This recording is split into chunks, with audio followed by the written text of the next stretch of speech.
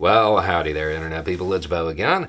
So, today we are going to talk about Ukraine and McCarthy's new problem. The Speaker of the House has a new issue when it comes to trying to maintain or manage the Republicans in the House. That is the emergence of a lot of pro-Ukraine Republicans. Some that are even more supportive than the Biden administration. It puts him in a very uncomfortable situation because there are a lot of Republicans who would prefer to see Russia win. But you now have some that are becoming more vocal about wanting to support Ukraine. One of the more interesting ones that I saw recently was somebody basically saying that he didn't want to vote for more money for Ukraine unless it was taking the gloves off, basically. He didn't want to engage in the slow trickle of equipment that has kind of characterized U.S. assistance to Ukraine in this. He wants to give them anything and everything that they could possibly need to get this done. And if we can't do that, well, then we shouldn't be involved. Countering that, there are Republicans, typically the far-right MAGA faction, that are saying, well, we don't need to give them anything. I mean, which realistically, from a foreign policy perspective, that doesn't make any sense. From an ideological perspective for the far right, they are very much aligned with authoritarians. So it explains why they want Putin to win, especially with the amount of political capital they've put into the idea that, super masculine military, all of those music videos that the VDV put out, that's what our military should be.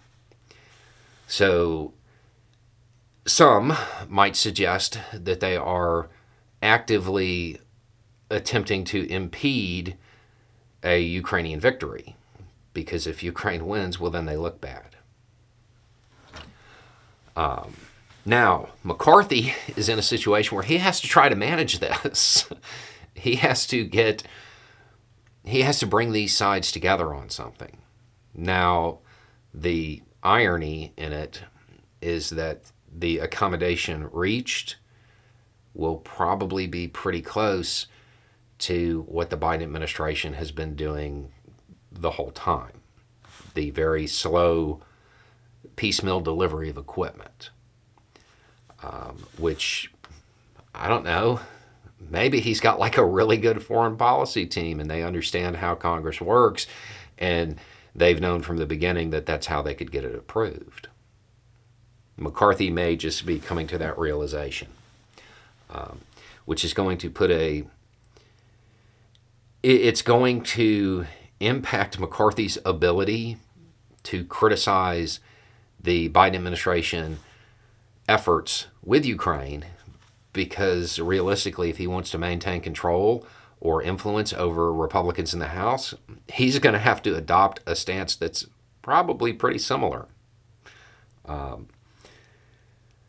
We probably won't see this really heat up and start to play out until, my guess is, after the new year is when it will really start to show itself. You may see little battles before then, but I think after the new year, you're going to see Republicans really try to capitalize on this politically and show their stance.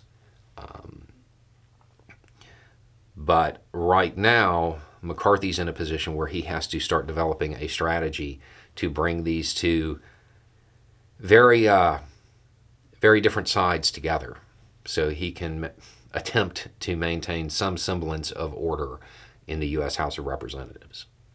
Anyway, it's just a thought. Y'all have a good day.